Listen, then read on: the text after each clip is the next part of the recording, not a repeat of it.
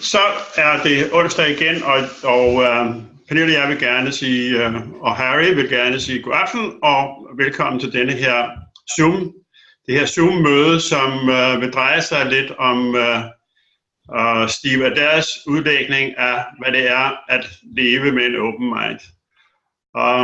Steve har været engageret i de 3 principper i ganske lang tid, og har kørt en række succesrige undervisningsweekend og så videre i Sverige, og så han er meget bekendt med den skandinaviske mentalitet. Så jeg glæder mig rigtig meget til at høre, hvad Steve har på hjerte. Jeg snakkede med ham forleden dag i forbindelse med en introduktion til det her møde, og det, der kom ud af det, var rigtig godt. Så derfor har jeg set frem til den her aften. Jeg håber virkelig, at vi får en god stund ud af det. Og men det vil jeg så overdrage ordet til Harry. Harry, would you want to take it from there, please? Ciao, everybody. One of the things that is amazing about the 3 principles is that a person can know nothing about the 3 principles and have a huge insight and jump past all the certified and all the other people in a second. And when I went to the school a long time ago, I can't remember how long ago it was, one of the amazing things was that Tony and our guest speaker, oh, my mind slipped on who he is, that he heard something, and then his feeling was so immense that he jumped past so many people in 1 second. And that's the essence of the 3 principles, that this spiritual insight is not time related, not related to what you read in books about Sid Banks and all that type of stuff. So he's a living example of a person who jumped from 0 to 100 in an instant. And the feeling that he had when he went and spent time with Elsie and Chip and so on was immense. And it was also, in my mind, quite mystical. He has quite a strong mystical feeling about the principles. So with that in mind, I want you to realize he's a living example of the truth has no boundaries and no time-related things. You and whatever you are experiencing right now, you're just one thought away from, well, enlightenment, but maybe it will be a step-by-step process. So go ahead. And with that, I remember your name now, Steve, so...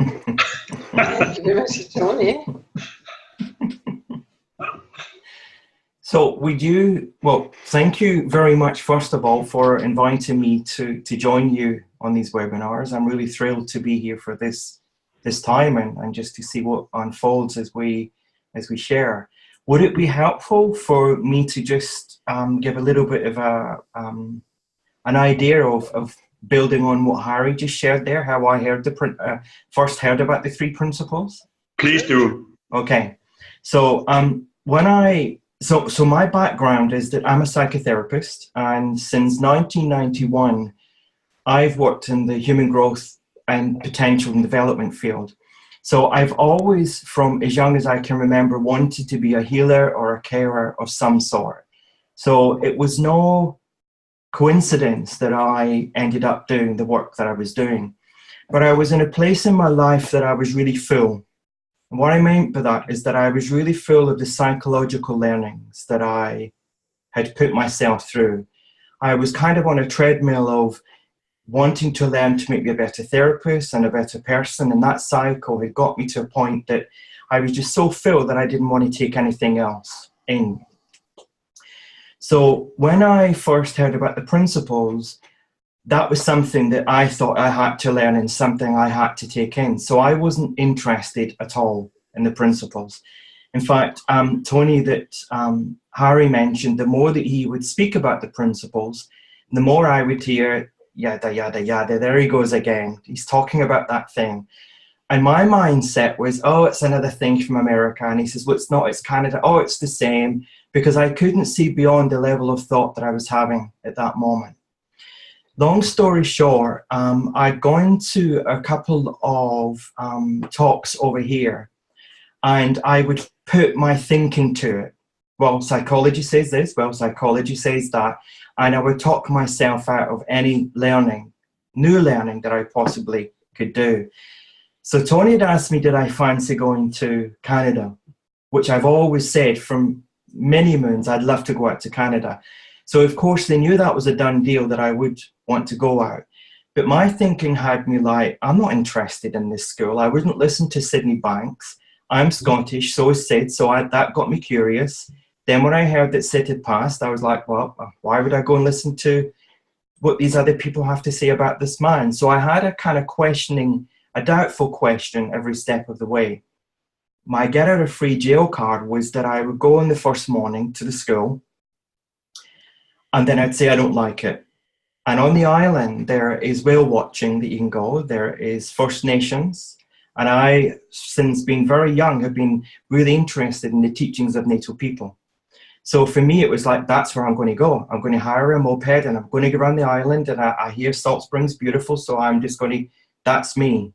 So I went along in the first evening. They had a meet and greet on the Thursday evening, and I'd laughed so much that my teeth and my gums were sore. You know, we just really laugh so much. And when I get into bed that night, I thought, I've forgotten how to laugh.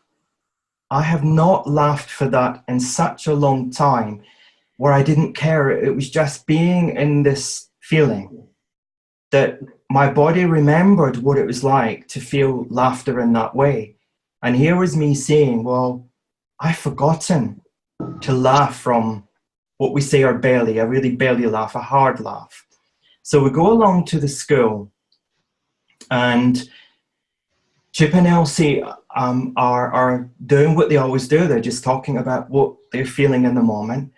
And at one point, I went to look down to take something off my knee. I had my knee crossed. And something that Elsie said, there was a feeling, it rippled through me. And the only way to describe it was like a love bomb went off inside of me.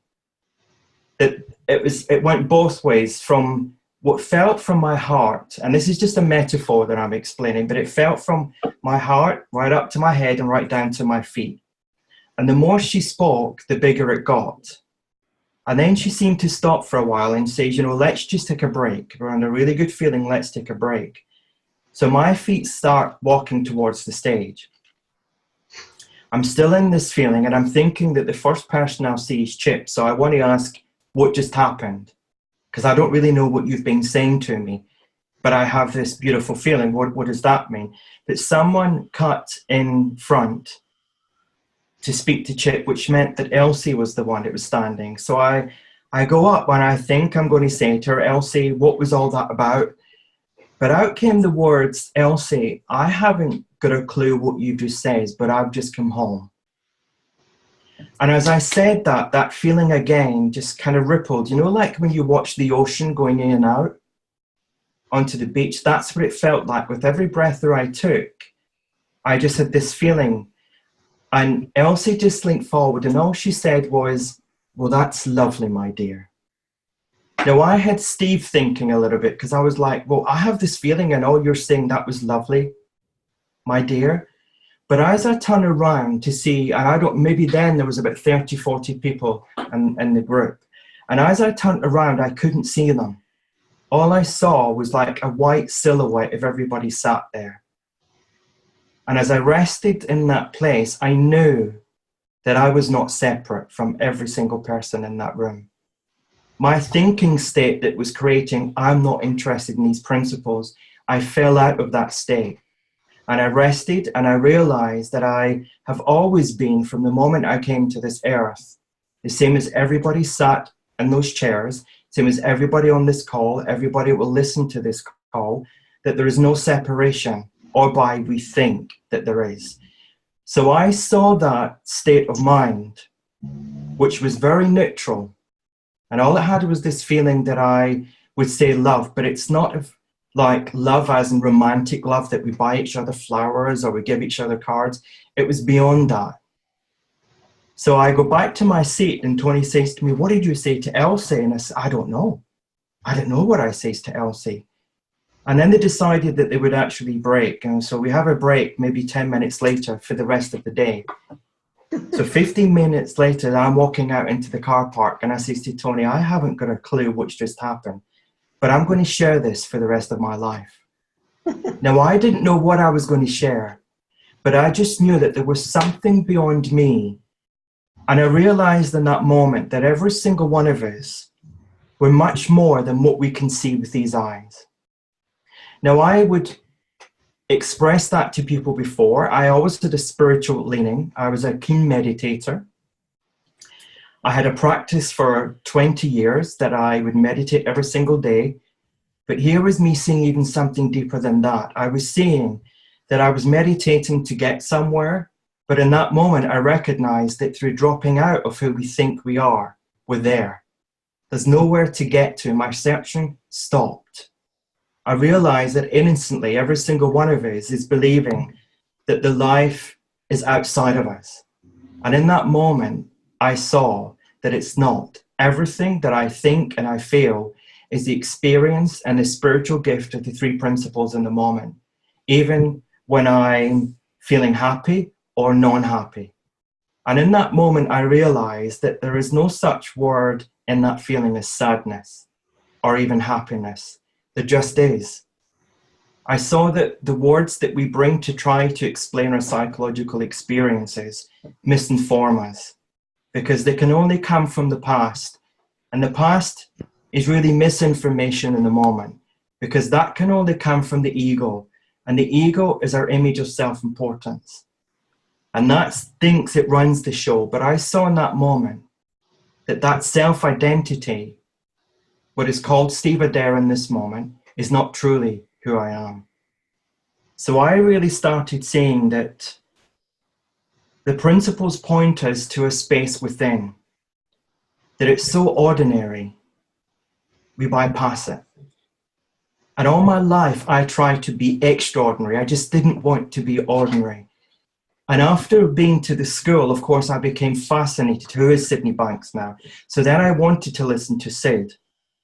And of course, the more I listened, the deeper I heard me. And the first thing that I really loved about Sid, when I heard him speak on his DVDs, when he says, don't be a follower. Because that's what I felt in that moment, that I was a follower, I was a searcher. I was buying the Nick self-help book, it came out. And don't get me wrong, I've had some wonderful understandings from them. But in that moment, I saw that I didn't need to look anywhere else but within. And that these three spiritual gifts, as uncovered by Sid, when I would hear at the beginning that it would change the face of psychology and psychiatry, I would be like, yeah, that's a big thing. But I truly see in the moment that when we see the identity that truly flows, I was talking to Harry last week, and I was saying there was a 2-day retreat that I did a few weeks ago, and this one man kept on saying, I need more understanding. I need more understanding. When I think I understand it, I need more. And all that came to me, and I'd say to him, you know, I've changed it from understanding to unfolding. I see that there is a brand new moment through the gift of the principles unfolding for every single one of us. And the misunderstanding is that I have to make sense of that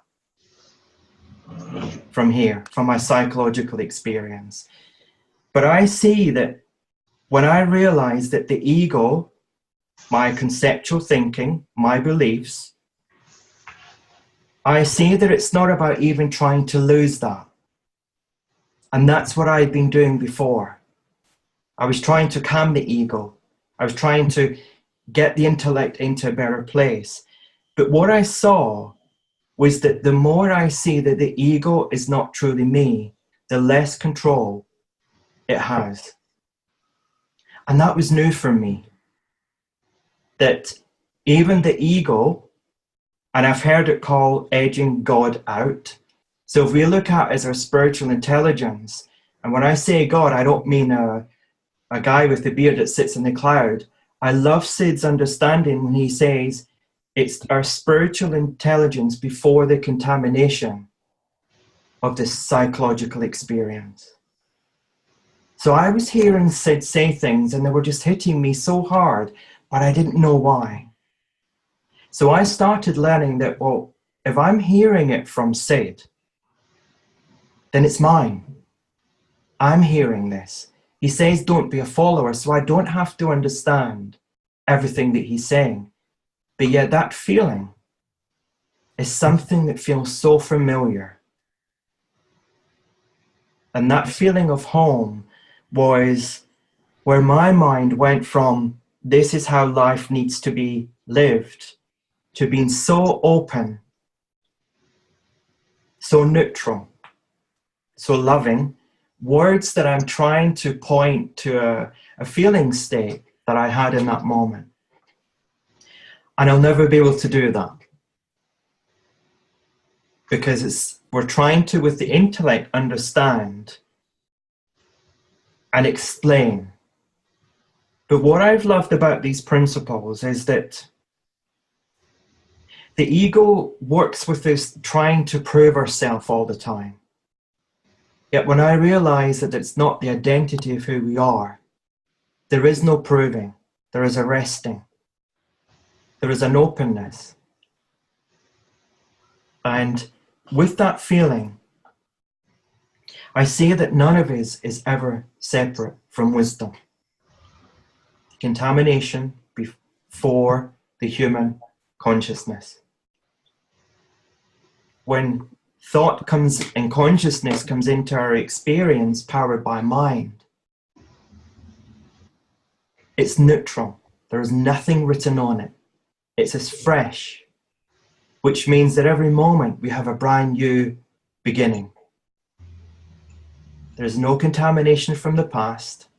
There isn't a future. There is just a moment of creation, of the gift of the principles, allowing us to see ourselves like never before. That was new to me. I had to change the me before. I have given up that now, and I don't even see things as being good or bad. I just see that they're words that we've made up to try to understand our psychological experience again. But yet, these three spiritual gifts is what brings psychology within us alive. I have a question. Sure. So when you go like this and say that's psychological, Yeah. could you explain that a little bit more, Steve?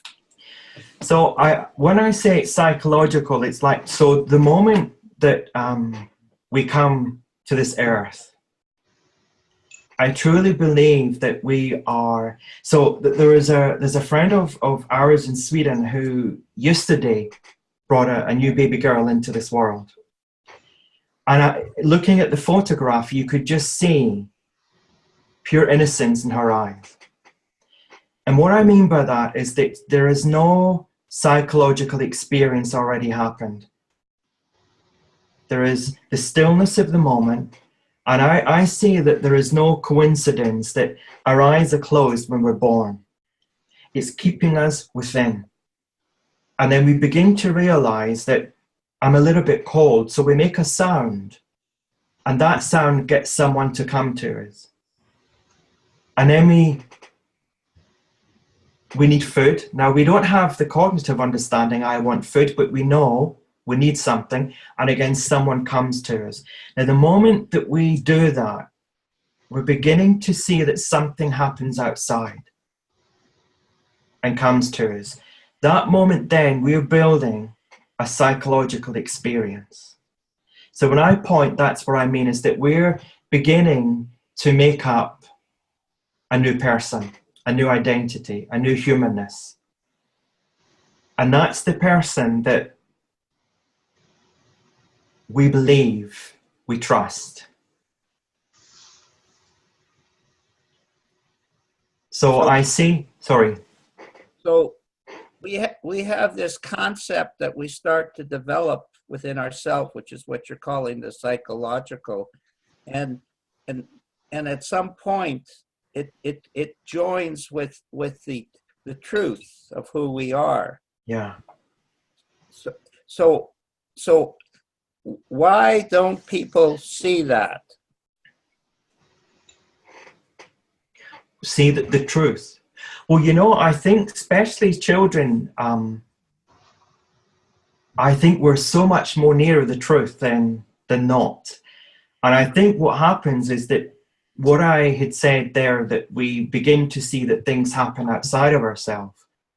In that, we have lost our way by thinking that there is a world outside of us, and that's where we get our rewards, or that's where we get our happiness, or that's where we get our better job to make us feel better, or the better relationship, or the nice house, or the better car. And so it looks like life happens outside. And when we do that, we forget who we are. And we go by this made-up identity that we are given or we create from birth. And for me, what was really exciting is that I thought at one point in my life that life was out to get me.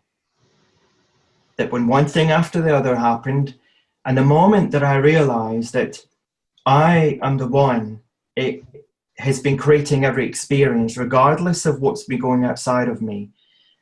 I didn't like that at the beginning. And then I realized, well, if I have the gift of these principles to create me, I've also had good times. I may have skimmed over. I mean, if you meet someone, I think we've got so lost in, oh, I'm not feeling too good, or I have a headache, or I'm not happy with this. And then when we're happy, we don't go back saying, I'm 100% happy today. How are you? So we've got to play down our natural state. So when that shines, I think we innocently have been looking in a wrong direction. And the difference now is I see when for instance, if I give an example, I'm talking to you, Harry, I'm not interested in this identity of Harry, but I'm interested in who we are, the connection that we have. And in that, we find a similarity. And that's where I have seen life open in such a different way for me now. So psychologically... That's beautiful. Excuse me for interrupting. That's Sure. I apologize, but that's really something very powerful what you said. If we can look for the similarity in who we are, Yeah. the beauty is automatically going to come out. If we Absolutely. see the differences between who we are, we get back into our intellect, Yeah. which is what you were pointing about this thing. Yeah. And I really sense in today's world, how can I grow? Is the question I have in a pure, natural, organic way. How can I grow? And when we see similarities in perspectives or share similar feelings, the collective consciousness is explored in an unlimited fashion. And of course, gratitude is just big time, because you're not saying I should feel gratitude. You have no choice but to experience gratitude. And that was one of the other things that I really, when I look at what happened on Salt Spring Island on that time, someone who really did not want to hear. But despite myself, I laugh when I say wisdom had its way. So the wisdom within me, when I went to Salt Spring, I thought I was going for a particular reason, and I had an itinerary of what I was doing. But when I heard in that moment, I couldn't remember what Elsie was saying.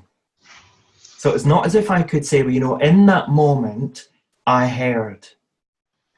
So when you hear Sid say, do not listen to my words, that made sense to me, because I couldn't tell you the words that Elsie said. And I realized that when I dropped out of my made-up identity and felt the connection of every single person there, I saw that's where we change from. My world before was forever trying to change and heal and make a difference, where I saw that we are all part of a spiritual system, and it's its job or its flow, its uncovering to evolve us. And here is me innocently thinking that I was the one running the show. And what I saw was that when I fell back, the only way as a metaphor to describe it is that, you know, when you're on an aeroplane and you're looking out and you see the clouds, and it's like you just feel, I could jump out there and fall back in those clouds and just be supported and nourished and just float there. That was the feeling when I saw that. Now, there was no, I have to do this, I should do that, I need to understand, I want to learn more. There was just a moment when nothing was there, but maybe peace, gratitude, again, words that I'm trying to explain, something that perhaps I was feeling in that moment. What I love about that isn't so just for me or you, it's for every single person. Every single person has the neutrality of the moment through mind, thought, and consciousness. And I saw that that's the spiritual truth of who we are. And that's the three principles it evolves as. When we have a new idea, it's via the principles. When we have insight into something new, it's via the principles. And I saw that even though I did all my searching, I was still using the principles to search. But I was making it difficult. And that difficult stopped. I stopped the power and the psychological or the made-up part of me and started trusting the wisdom that I heard in that moment. If I could make an observation, one of the things that Steve has really articulated is that psychologically, this thing here, when he stepped inside into that, the way he described it, the psychological took care of itself. He didn't do anything to have a peace of mind or for his brain and his mind to be in total harmony with this great universal energy. It was just automatic. And you could feel it, and he was talking about it, was he found psychological wisdom while he was experiencing this oneness or this feeling that he was describing. He didn't do anything for that. And that's a very, very important point. Sid was always talking about that. Originally, Sid did not talk anything about psychology. It was just, this is what Steve described, and the psychological would take care of itself. I never understood it, I'll be honest with you, but still, that's the point. You don't have to do anything to have psychological peace. And the world really believes, that's the old model, the old paradigm, you have to fix your problems. And as long as you're thinking you have to fix your problems, you're going to have a tough time. I discovered something in Salt Spring Island also, and Steve, you were talking about the Sid say, "Don't listen to what I'm saying," and not to listen to something that somebody else is saying sounds rather difficult. So what happened to me? I had an almost similar experience as you had. And really, I didn't know either where it came from. So it was not that I didn't listen, but it was as if listening just disappeared. And so for me, it was sort of a stroke of grace. I suddenly found myself in this position. I didn't do anything, but I disappeared. And I still, to this day, don't know how I disappeared, but I disappeared. And it was a beautiful feeling, and it was a feeling of connectedness and clarity, and as you had also connectedness to all the people in the room. But I think when Steve was saying, don't listen to what I'm saying,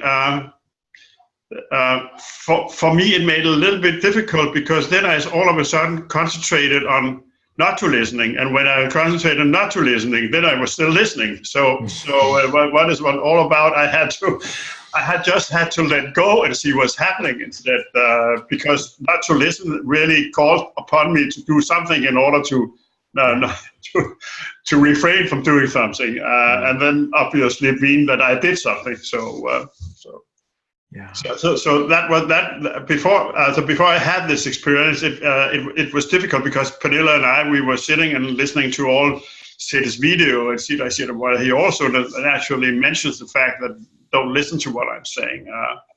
But that really called upon an action for me, which I read this discovered that's not the way to do it, and you just fall back, and all of a sudden you are there. Yeah. And I think, Christian, I mean, that's a really good point. And what I went on to say was that what Sid didn't want was people taking his word as gospel. Yeah. Sid saw that the same intelligence that what came up from his experience was so for everyone. And Harry beautifully said that at the beginning of how we can jump the boundaries of times, as one of Sid's talks about that. And he didn't want people to listen to his word and take it as being, well, Sydney Banks said this and Sydney Banks said that. He was sharing it in the hope that we would hear it beyond our made-up identity. And that, for me, and what I found really interesting was that the following year, Tony and I went back to spend 7 weeks on Salt Spring Island in fellowship with Chip and Elsie. And there was one of the days that, so when I think I met Harry was that at the school that they had in between the fellowship was they asked the four of us to speak at the school. Now, I had moments where I really saw how strong my ego was, my intellect was. And one morning I woke up and I just was not feeling good. I had every negative thought, I think, rolling about. And then I started thinking like, but I'm on Salt Spring Island. I should not be thinking this way.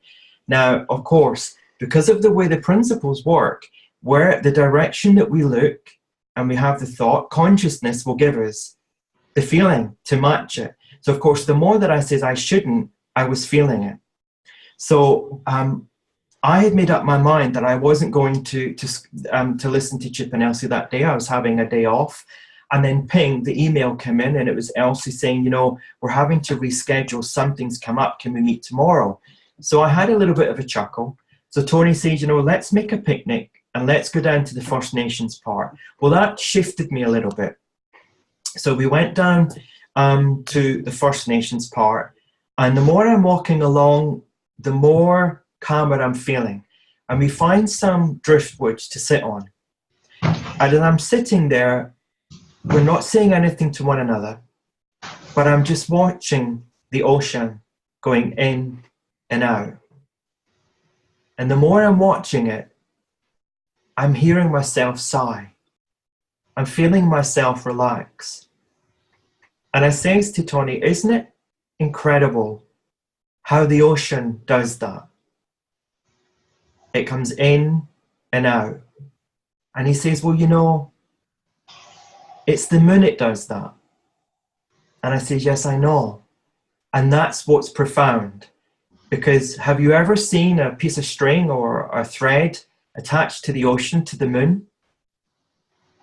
So I was beginning to see that there is an energy, that it can have effect, and it's so many millions of miles away from one another. I wasn't truly understanding it with my intellect, but yet I was feeling it and seeing it. And the more I was doing that, I started seeing or hearing young people, young Native people coming together, celebrating, laughing. And of course, the more I was doing that, the more my consciousness was rising, the more my thought of worry and stress was fading, and I was just completely in the moment. And all I was doing was watching the ocean. And I knew that it wasn't the ocean that did that. Before, I would have gone back the next day to get that good feeling from the ocean again. But I saw that because I am not separate from the ocean, I'm not separate from anything, from the earth that I was on, the driftwood that I was on, the trees, around me, I saw that we're all energy. We're all spiritual energy. And in that moment, again, I fell out of whatever I was stressing about, whatever I had created in that moment. I fell out of myself and I woke up out of my psychological numbness. So I was seeing constantly where I would have been a questioner from psychology, that I was seeing, without searching, how life was unfolding for me. That's where I saw differently from what Sid was pointing everyone to. There was no doing in that. We didn't go to the beach just for me to get calm. It was, let's just go and hang out there and see. We've got the whole day. It's a beautiful day. Let's go and do it. So that's what I loved. That in the non-doing, everything happened. And it always has been, and it always will be. You see how powerful that mystical experience is for Steve? That's what you're looking for. It's a mystical world. And because you come from a Viking background, that's the feeling. Besides the wars and all the other stuff, that's the feeling that the Vikings had.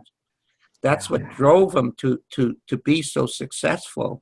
They were following that connection to what's that mystical connection. The physical world has its pleasures, but every Danish person I've met understands there's something deeper than just having a cup of coffee. They want to have that feeling inside themselves, and they get irritated when they don't have it. And so that mystical experience, or that native Indian experience, or that Viking experience is where the big feelings are that we're looking for to touch. When a man meets a woman, the greatest treat of all is this incredible, or any lover, two lovers getting together, the first feelings of opening up to these immense feelings so much beyond what you ever imagined pour into your heart, and you go, oh, I gotta have that. That's what Steve experienced. He had to have that mystical experience, and that came not from the moon or from all that stuff. It came, the natives would say it was the expression of the mother. Yeah. And I really got that. And, you know, with my searching before, Harry, I as what I said at the beginning, native teachings was very dear to my heart. But yet in that moment, there was surrender without trying to surrender. Yeah. And that was a new thing for me. I was seeing that it truly was waking up inside of me. It truly wakes up inside of every single person. And when I saw that's a given, and regardless of what's going on here and what kind of negative or happy or whatever feeling, it's still going to happen. I never thought that was available. In my psychological teachings of everything that I've gone through, I have manuals of everything that you have to take clients through. And I just say that, no, we all have inside of us everything that we are looking for. And the world around us has been created in such a beautiful way. And everything's been created from the three principles. Everything. Someone has used the three principles to create the chair that we're sat on. Everything, every person that we speak to. So I see that this wisdom, this intelligence, is creating such an incredible moment-to-moment experience for us to be the best that we possibly can be, without there being, it needs to be 10 out of 10 or it's 1 out of 10. That's only in our made-up identity. There is no competition in our true nature. There is that universal flow of love where we see that what may separate us is the identity. I'm a male, you're a female. I have no hair, you have hair, you have color eyes. They're everything, it just makes up the human experience. But there is a beauty when we see beyond. Well, I don't like you because you've got blue eyes. I only like people with green eyes. The moment that we drop out of that and we see beyond who that person is, then we immediately see that love from a feeling. It's beyond the human. My eyes need these glasses to see you properly. But yeah, my heart is what we point to, sees and feels you beautifully, innocently, like never before. And that's the world that Sid uncovered. That's the world that Sid beautifully started sharing with people to wake up out of that psychological numbness of the past. The illusionary nature of thought can zip wire back to any experience at any age in our world. But when I saw in that moment that I can scare myself with something that happened when I was 13, but truth is, it's not happening, it's only through thought. When I saw how powerful that is, instead of it being, oh my God, I have to scare every thought, it was like, wow, that's what he was meaning. It wasn't to scare ourselves with thought, it was to see the power behind. It creates thought in the moment. That was new to me. And with that comes the feeling to allow us every experience. So if I'm not feeling positive, then I'm having a bunch of thoughts. It's telling me that. And if I am feeling really positive, I'm having another bunch of thoughts. It's telling me that. And consciousness is giving me the experience. But all that is powered by our spiritual intelligence. And that's what I loved. That all our psychological identities, all making sense of the world that we live in, is the 3-in-1, mind, thought, and consciousness. And they always have our back. For me, that's the most beautifulest gift that we can gift ourselves. Seeing ourselves like never before. And then sometimes forgetting it. And then we see it. Like the ocean, in and out. We're built to be graceful in the moment. To be loving in the moment. And when we fall, or it looks like we fall out of that, it gets clouded. We fall out of it again. And we're in our natural state. And what I love about it is these are words that I'm using. But I encourage everybody here tonight and everyone who will listen to this.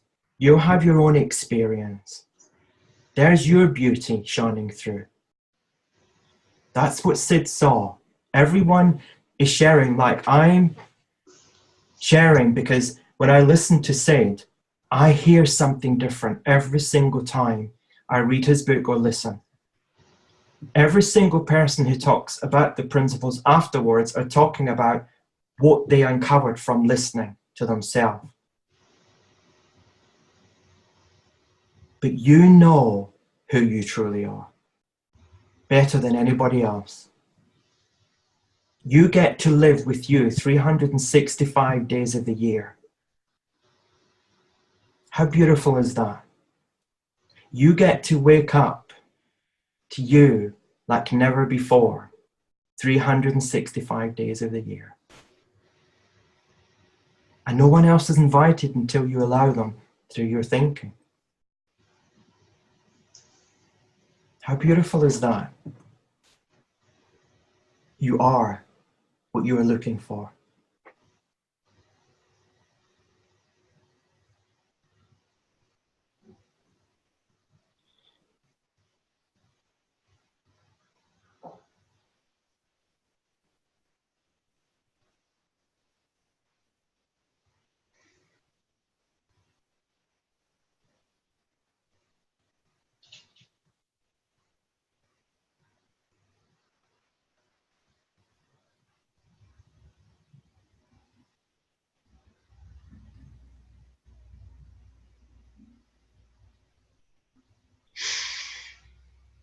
Sacred space. Right. Sacred space. That was beautiful, Steve. And I think that what we call, I think you do it too, what we call the sacred space that arose after your talk here had really a very healing effect.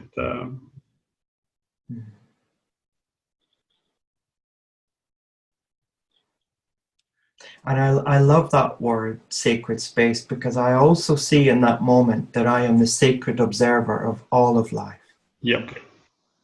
Yeah. From flowing through me, but in nature and everyone, Yeah. every experience, all working from a sacred space of the three principles. And we get to observe like never before, with the innocence of a child. How beautiful is that? We get to see with pure innocence. And again, it's not these eyes we're seeing with. It's our spiritual eyes.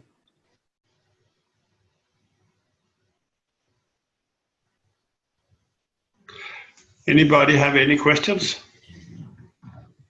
I have an observation. If the other two have a question, I would prefer that. But if not, I'll have an observation. One of the things that has struck me with Steve talking is this relationship that we have with Sid. I knew Sid personally, and one of the weirdest experiences that I have is I'm closer to him now than when he was alive, because the feeling of what his teaching is has grown in me and it woke me up again because I was asleep. So unlike Steve, who went, shh, shh, I went, shh. So what strikes me is his feeling, Christian's feeling, possibly the other two. The feeling is the same. It's like you knew him intimately. He was like the deepest, he's teaching and his friendship. It's not a outside experience. It's changing us inside. And every time we change inside, we seem to get a little bit closer to Sid, to the preciousness of what he was pointing towards. And that is, to me, quite amazing that Steve and Christian have such a close relationship with Sid, and they never met him. Mm-hmm. And I have a close relationship with Sid with some personal stories, but the stories had no relevance. There are many people in Salt Spring originally who have lost that feeling that Christian and Steve have a bigger feeling about Sid than they do, even though they were on the island being exposed directly to Sid Banks. And it wasn't only when I started to wake up that feeling re-emerged. And I'll honestly tell you this. The only reason I woke up was I remembered that old Salt Spring feeling. It's the only reason. I just went back to when I was listening to him, and I stopped getting into, as Steve had very clearly articulated, this conceptual idea of what I was supposed to be like when I listened to Sid, type of thing. So we're developing a relationship with truth, and this truth is mystical. But I think that's exactly it, Harry, because when you say that you're closer and closer to Sid, it really is what Sid was personalizing, is the truth. So by being closer and closer to feeling to Sid is really that you are closer and closer to unity, and you are closer and closer to truth, because that was what he was really representing. And we are fortunate enough to see, which is also a little bit of a danger, or can be, see truth personalized in a person who's fortunate, whose integrity was 100%. But I think that every time we feel a little closer to him, what really is happening is that we are getting closer to the feeling of unity. I don't know whether that makes sense. Total sense. Yeah.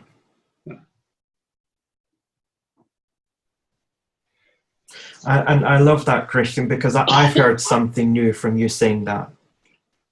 And that's I think for me that kind of backs up what Harry was saying at the beginning. It's like when we come, as soon as I heard from inside myself, I gave up wanting to learn more. Yeah. It was the unlearning of who I thought I needed to be that started unfolding from inside of me. So when we show up as if we have nothing on our mind, and I don't mean that, show up with nothing on your mind. You ever tried that? You have more in your mind. It's a little bit like saying, don't think of an elephant, and you have to think of an elephant not to think of it. So True. I'm not meaning that kind of way. But when we actually show up, when I go out to businesses and when I work with people, they know how they want their business to work. Or when we work with the homeless, they know what their experience has been like. All we know is that the same innate health and well-being and spiritual intelligence is inside every single one of us. Yeah. And we've all had different life experiences, which has created different form in that experience. But our identity is not important to me. But yet we can see the same as when I sat on Salt Spring and I felt the energy coming from the ocean with the awakening that it's governed by the moon, feeling the energy from the trees. That's the same feeling when I'm sat in front of someone. I see its spiritual energy. It flows so much more deeper and reaching than anything that I can make up. But yet it makes me up. It's where I have the experience from. So when I see that, then when you had shared beautifully what you had said, it was like, wow, I never thought on it that way. That's new. But it wasn't like, oh, I never thought. It was like, oh, I kind of have a little bit. It's almost like I kind of jolt a little bit when I'm hearing something new. And it was so... That's what I love, when I don't go there thinking, well, I'm the one doing the talk, so everybody's got to listen to me. Get rid of me. Get rid of Steve. Let's show up and hang out and find out who we all truly are. Because that's where real healing begins. That's where fun begins. That's where the hope for humanity begins. When we stop hiding behind our identities and see that there's such a beautiful commonality, that it's so ordinary, filled with beauty. That's who I want to know. Exactly. And we don't even have to speak for that. No, exactly. And it doesn't really matter whether you were talking absolutely nonsense, it would still work. Right. Yeah, and I think that's I think that what really happens, Steve, is really when you start feeling the mutual resonance, where you start really recognizing yourself in the resonance of the others. That's when it really gets fantastic. Beautiful. Yeah, I love that. And that's changed any work that I do. When I go out and I run a retreat, before it used to be, well, we need to focus on this, we need to focus on that, and we need to have 10 minutes doing that program, we need to have 20 minutes doing this. And that was exhausting, because if something went 5 minutes over, then the day would be knocked out. I show up. Showing up to just be in the moment with everyone is the most beautiful gift that we can offer, because it means that we're really being in the moment with ourselves. Remembering that when we think we're having relationships with others, it's our thinking about the person, because our feeling inside of us allows us to experience everything in the world, gifted by mind, thought, and consciousness. So when I say I love you, that feeling that it's flowing through has no I love you because. It just is. Yeah. It's just a beautiful feeling that the nearest I can express it is love, because that's what we've made up, a word, because it feels that way. But it's even beyond that I know that as I wake up to me, so do you. And I don't know when that will happen for you, but I have the faith that that will happen. And that's where it's different from anything that I've studied or even taught before, that I don't teach the principles anymore. How can I teach you who you truly are? But yet I know when I hang out you, whether it's a one-to-one, whether it's on a Skype call, whether it's in a group setting, that I know that you will hear something because it's who you are. And we can't keep wisdom down. You ever try to be sad for 365 days of the year? You could be feeling really sad and then someone calls you up. You're like, hi, how are you? And you forgot a moment ago that you were really down, because that's the nature of our experience. We weren't meant to be fixed and static in an experience. I've given up trying to be happy. I've given up wanting to be joy-filled. And then I go and I just turn up somewhere. And I mean, the amount of times when I go for a walk with my little dog, and I can just see her, and the amount of love I feel in that moment for the energy that it's took the form of my dog. She's doing nothing but just being herself. There's other moments that I think she needs to stop pulling on this lead, she needs to do that. And then I get lost in what she needs to do, and I catch myself. She's just being a dog. Anything else that's going on for me is me, just like the ocean, in and out of experience. And we see that that's true for everyone. Every experience is happening. We're all gifting the same way from mind, thought, and consciousness. And I love that there's no getting away from it. We are constantly in sacred space. We are constantly having great counsel with ourselves, with the higher knowledge that is so ordinary, so truthful, so gentle. And again, these words that we keep coming around, but it's a space, is what I said at the beginning, that is so ordinary we bypass it. Mm-hmm. That you're in our moments sometimes of, Harry was saying about, you come along here, you've got to have a cup of coffee. In our moments, have you ever sat and just be having a cup of coffee and something might be on and you've kind of, it could be the radio, and then you've missed part of the song because you've fallen out of yourself from just drinking. And it's not the coffee, but in that moment you've just drifted. You've not done anything but just sat with your coffee. And another time you're so frantic that you're hurry up, you're slurping it and off you go. But it's still you creating the experience. And that's what I love with this, that we get to see ourselves from that sacred space, and we see, okay, I'm overthinking because I'm feeling a bit down at the moment. My consciousness is giving me the feeling to let me know I'm taking something within me a little bit too serious. This too shall pass. And what I found that the best thing to do, and I do it sometimes easier than others, but one thing that I will really say that I've seen is that the more that I trust what's unfolding within me via the principles, the shorter I hang out in what's classified as a bad mood. Yeah. And sometimes I have it intensified and it's like, oh, what was that about? Because it's gone. And then sometimes there'll be a little, what I call a niggle, it'll be like, and I don't go looking for it. Before, it'd have been why, who, how, why did that happen? Come on, do it. And that's exhausting. And I'm not saying don't do that.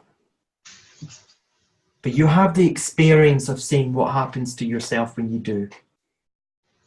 There's the principles and all its beauty. It allows us to see, because of the love inside that is being created from the principles, whatever we're thinking, it will match it. It will allow us to see. So when I heard said, it wasn't that you have to change, you have to do this. It was like, see inside of you who you really are. That's where real magic happens. That was always his, sorry for cutting you off, but that was always his message. See the beauty inside yourself. Sorry, I just had to say that. No, I love that, Harry, because I still love hearing, because at the beginning as well, and I guess this fits in with what Harry started off by saying, in my state of thinking at the beginning, like, why would I be interested in learning something new? Because I thought I had to learn these principles. And one of the questions that I was like saying, well, what's the longevity? How long would this last? Because I've seen coaching come and go, NLP come and go. Is this just another thing that's happening? And I was sat really quiet and I heard, as clear as anything, Elsie Spittle. I thought, oh, what's that about? Because I didn't really know who Elsie was then. So I went and I'd heard Tony mention Elsie. But I went and I actually Googled, and I saw then that it was nearly 40 years since Elsie's life had changed from this understanding of the three principles. And I laughed because I saw then it's the gift that keeps on giving. Mm. And I think, if I may interrupt, Steve, I think that when you went up to Elsie and asked what was happening, what she said to you was really, really an act of love, because Absolutely. Because she let you be in that feeling. If she had started discussing with you, she would have taken you right out of it and into your intellect. Absolutely. So it was really a profound remark from her. It really was. And you know what I really learned from that? And it's something that I really hope for the rest of my life that I see from my sacred space, was that when I say that I thought it was something that I had to learn, it's so not. It's what I said, it's the unlearning of who I've made my personal identity. But what I saw in that moment is that State's gift of the three principles was not to learn anything, but to live, to realize where you're living from. It's these principles that give you the gift of life. So it's just being in life. And yes, that was beautiful. Elsie could have got me thinking again easily, and I would have become analytical again.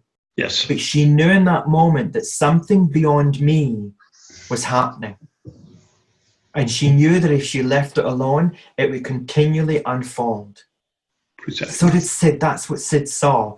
And I loved that. That's what drew me to go back to Elsie, because she didn't tell me to do something. She left me in that state of ease. Yeah. Someone else before might have said, well, good, you need to do this, that, now. Just go and sit and relax and let it. But she knew to let me just, almost like, you know, when you make fresh coffee and you put the beans in and the juices come out of the coffee. That's what I liken it to me. I was the coffee bean and all the juice was coming out of the coffee bean. Elsie didn't get in the way of that then. No. She allowed it to just be as my experience. She knew in that moment that she didn't truly know what was going on for me, yet in the feeling she knew what was going on. And I was and that was one of the first things that I said to her when we re-met again, but that was the greatest gift she had given me, to leave me in my experience of truth. Yes. And that's what I say, that's why I went back. And through the whole fellowship, we didn't learn anything, but we learned who we truly are. We learned to live life from a state other than this Steve Adair. And because that state, and I hope I'm not saying that as in a way as in that's somewhere to get to. You are the principles. The moment you hit this earth, you have been the principles in action. The wisdom, it's created you, has been the principles in action. When you think on it, there's a sperm and an egg come together. Voila, it creates you. You are the gift to the world. It's created you, and it's not stopped. In this moment, it's still allowing you to breathe, to think. Your internal organs are working without you even having to think about it. See what wisdom does. And then wisdom allows us to move our hand. It allows us to do everything. And wisdom, the neutrality, our spiritual experience before the contamination of any human experience. That's you. There's your sacred space again.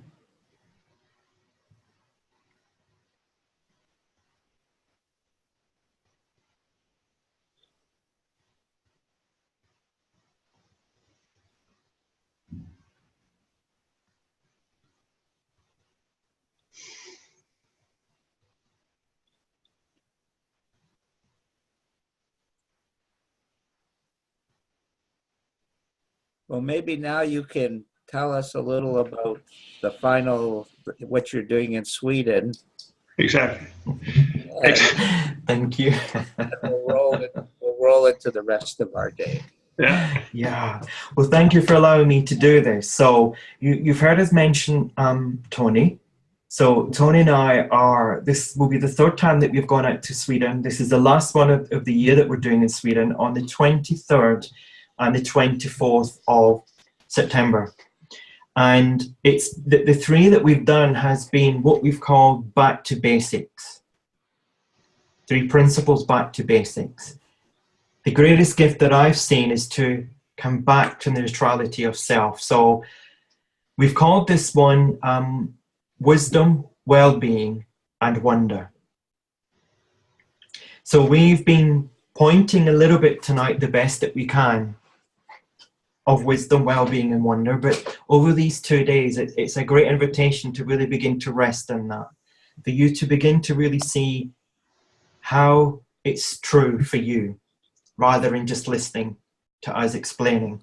And we love having these 2 days because a little bit, a bit like what Harry was saying, I find that there is such an openness and a freshness with the Swedish people that it's so easy to fall out of this and just rest in that.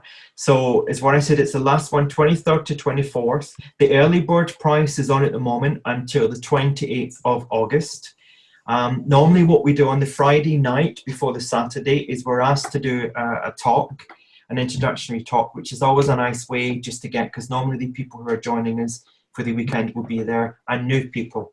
So if you were thinking of come along, maybe try and schedule in. It's in Gothenburg, and all the information on it is on our website. So I don't know if you want me to say the website now or whether we could. So our website is www, so then the number 3, 3P, life, L-I-F-E, soul, soul.co.uk. So 3plife.soul.co.uk. And if once you go on there, you will see at the opening page, it has back to basics. If you click that, you will see the 3 that we've done and the information where to reach out to, and you can secure your place from there. And any questions, then by all means, you can email me from the website on that experience of what it may be like for you. So I'm open to answering anything. Great. Okay, anybody here before we close out? Steve, I would like to say thank you very much for showing up, and thank you very much for your contribution. It has been, I feel it has been a beautiful evening. I love listening to you. And Harry, it's always a pleasure to be in your company. Yeah. And Trine and Lise, tak skal I have, fordi I mødte op her. Jeg håber, I har fået lidt ud af aftenen. Jeg synes, det har været rigtig spændende. Og det er, it has been nice to have different new angles on the subject. And every time somebody else of a new come in, there's a freshness and in it, and we all get some new inputs that can grow upon us in the next couple of days or years or whatever. So thank you very much, everybody, and thank you very much, Steve. Thank you. It's been my pleasure. Thanks. Lovely to hang out with you all. Okay, bye. Bye-bye. Bye.